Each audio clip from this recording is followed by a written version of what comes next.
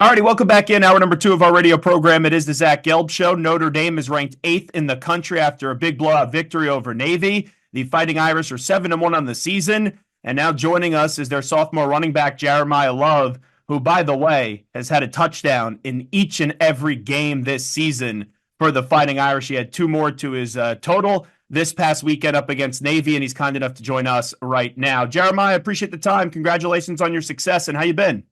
Thank you. I've been pretty good. Well, it was an interesting game to start on Saturday, right? You guys take that 14-0 lead, and then Navy, they fight back, and then you really opened up the game with your 64-yard touchdown run to make it 21-7. Just take me through that big touchdown run.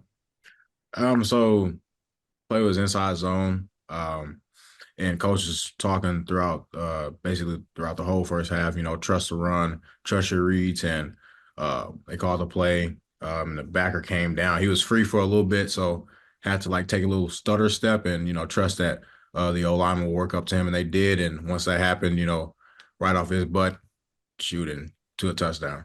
Yeah, and we know what your speed is like because I know that you also competed in track in high school and you won the Missouri Class 5 state title in the 100-meter with the time of 10.76.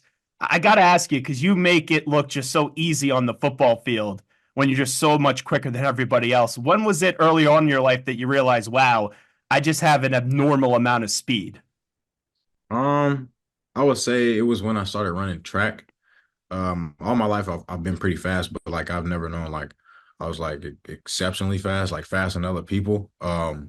So when I first started running track, it was my sophomore year. I was just coming into track, trying to stay keep my endurance up for football. And it just happened that I went far in track and ended up winning state my sophomore year. And initially it was just stay conditioned for football, but doing that and competing in track, that's when I really found out that I'm faster than a lot of other people.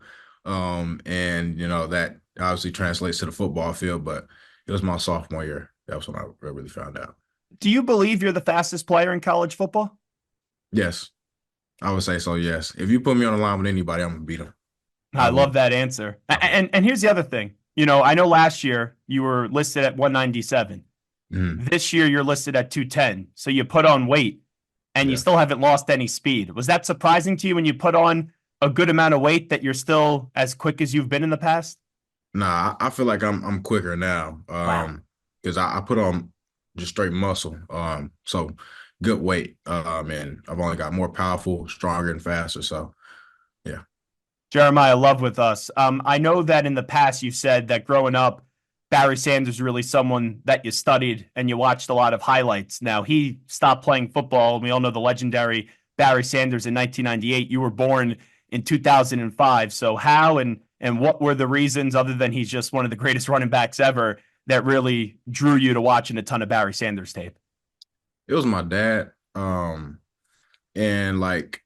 he just, would tell me to watch this person. I don't know too much about, legends and football and all that type of stuff. But, my dad, he used to turn on his highlights to be watch him. And he was just basically kind of, he wants me to be like him. But shoot, I don't really emulate my game after anyone, but growing up, I would watch bits and pieces of, Barry Sanders, and he was a great running back. And I can kind of see myself, doing some certain stuff that he did. He's very shifty, run through tackles, all of that. But yeah, growing up, it was my dad just turning on short highlights of Barry Sanders. Outside of Barry Sanders, who were some other running backs, maybe that you were able to watch, earlier in your life that you were okay, those are some other running backs that you really just liked? I would say Marshawn Lynch. I watched him, running people Beast over. mode. Yeah. But really not anybody else. Growing up, I wasn't really too big of a person who watched football. I just kind of just played it. And my dad would turn on highlights for me here and there. And I'd be oh yeah, those are some great plays they're making. But I didn't really watch anybody other than Barry or Marshawn Lynch. Those are probably the only two people that highlights that I would pull up on my own and just watch. So you didn't watch a lot of NFL football growing up. You also didn't know how quick you would be when you were running track back in the day in high school. What really then drew you to football? And when did you start to maybe realize, okay, I got a certain skill set where not only maybe I could go have a decent college career, good college career, but maybe one day be in the NFL? It was my dad. He put me in football when I was like five, Love six, that. and he just kept just pushing me to play the sport. And I love football, and I always like to play. And I played a bunch of sports. I played basketball and ran track at Little League and all of that. But my dad, he pushed football on me, and I just fell in love with the sport. And I didn't really start thinking about college until like my junior year of high school.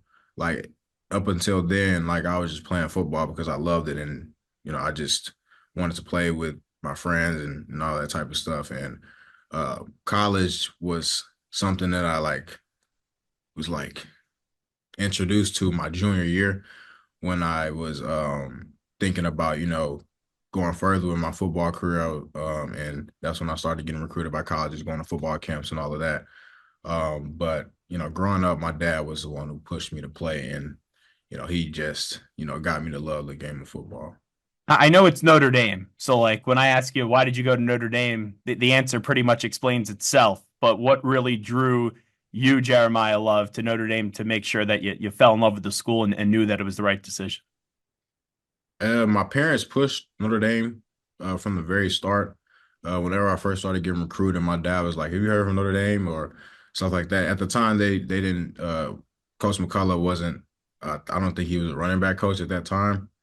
So like I had to wait a little bit for them to contact me, and once they got in touch, set up visits. And as soon as I came down for my first visit, it was like school is really nice, small community. Shoot, great academics, and my family loved the place too. So it was just kind of like a a combination of all the things I wanted: great sports, great academics, nice people. The people were very welcoming, and like the community was small. It's not a party school, nothing like that. So it kind of gave me everything I wanted out of a college or like a place to stay for like the next 3 to 4 years. And we know they produced some really impressive running backs. You got to see firsthand in your freshman season the hard work of Audric Estime. What did you really learn from being in that same meeting room and kind of locker room of one Audric Estime day in and day out last year? I learned what it takes to possibly get to the next level. Ardrick was a very hard worker. He came in every day. He got extra work every day.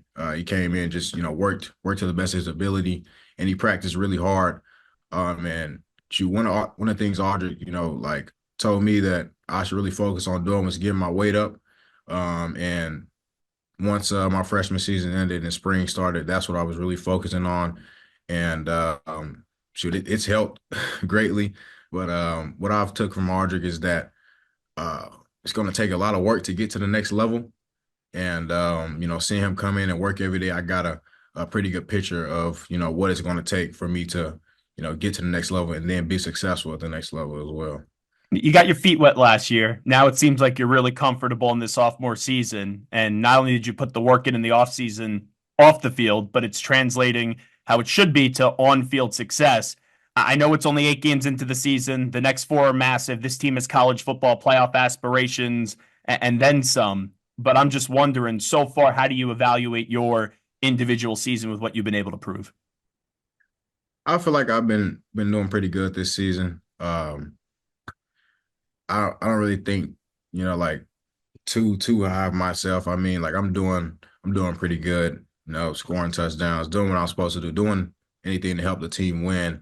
And I feel like I'm establishing myself as like one of the best running backs in the country, possibly one of the best players in the country. I mean, I believe that I'm the best of the best. And as time goes on, people will see that. But this season, it's been great. I feel like I've been doing pretty good, and I'm just gonna keep rolling and keep coming every week and trying to prove to people who I am and show the world who I am. I feel like you're just scratching that surface, and there's still more that you could do. You talk about being one of the best players in the country. When everything hits right for Jeremiah Love, what does that football player look like at your best?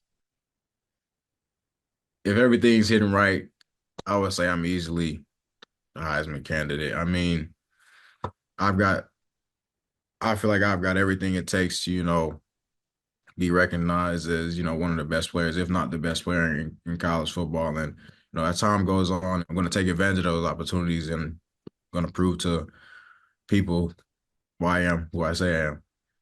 Jeremiah, love with us. I got to ask you about the beginning of the season. So you guys made a big statement in a tough place to win up against A&M, and then we know what happened the week later up against NIU. Just wondering, that game, a lot of people thought it would derail the season, break the season. You guys haven't lost since. Why has that been? Why has that loss kind of made you guys dig deeper to then pull off what has been a 6-game winning streak since that loss? That loss, it really helped us mentally. I would say throughout that game, I mean, I feel like, we were the more talented team. Like we have, better players, but like I believe that any team can win on any given day. Like if it doesn't matter who you are. If you're coming in and playing to the best of your ability, you may have a chance to win. And in that game, we just didn't play to our standard, and they play a A+ game for them. But as far as how we move forward after that loss, we just came in every week, not underestimating, any team we played against, and trying to, focus more on ourselves and not look on to the other team. Because, it all starts within. And if we make sure that we're playing to the best of our abilities and, playing to the Notre Dame standard, then I don't think there's anybody in the country that can beat us. I mean, we just we're just focusing on getting better every week. And I feel like that's really shown itself. Like, and you can look at all the positions all over the field and, look at the team as a whole, and you can really see how, we've grown as a team and, grown as like position groups throughout week after week. And, that loss really contributed to our, mental, and never underestimating, any team we play against, but, just focusing on ourselves and trying to, play to the Notre Dame standard, which we want to play to Notre Dame standard. And the neat part is not only did you guys as players show that resiliency, but you really responded to the coaching from Marcus Freeman, the head honcho at Notre Dame. What do you want to say about your head football coach and Marcus Freeman and what he does for this football team? First off, he's a great leader. He's a great person. Um, he tries to just get everybody to come together and to, you know, strive to achieve team glory. That's something he says a lot, team glory. As long as we are, like focusing, blocking out the noise, and just trying to get better every week, and trusting our guys, like will the team cheat team glory. But Coach Free, like I said, he's a great person. Sometimes he doesn't even feel like he's the head coach. He's like such a down to earth person. But he is the leader of our program, and everybody on his team respects him. And I look up to him, and hopefully, we as players can continue to play to play up to the Notre Dame standard, and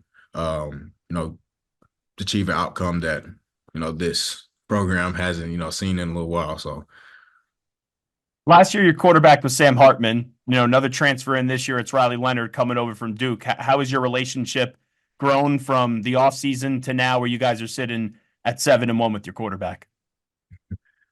Riley Riley's cool. As weeks go on, I get to know more about Riley, get to see more of him, and he's really grown, throughout this whole season. As we lost early on in the season, everybody, how the media gets, saying all types of bad stuff, but Riley he's improved every single week, and he's continuing to show people, that he's Riley Leonard. Like, yeah, Riley's just been improving. My relationship with him, and everybody's relationship with him, I believe, has been growing for the better, week after week, and he just comes in every day and grinds, and everybody sees that. Everybody respects Riley, and yeah. Well, you guys could run the football pretty damn well together, and you complement each other nicely. I'm just curious, when you get into the huddle, and right, he's in command of the huddle. Like, what type of quarterback do you think you have when you get on that battlefield and you go to battle with Riley Leonard as your QB?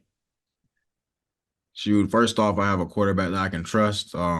Make the right reads. Quarterback that can really do it all. He can run, he can pass, make great, smart decisions. Going into the huddle, like everybody has, utmost, faith in that Riley will, help this team, achieve team glory. Well, enjoy the bye week. Appreciate learning more about you today and seeing your growth from last year to this year. And we appreciate you stopping on by for a few minutes. Thank you.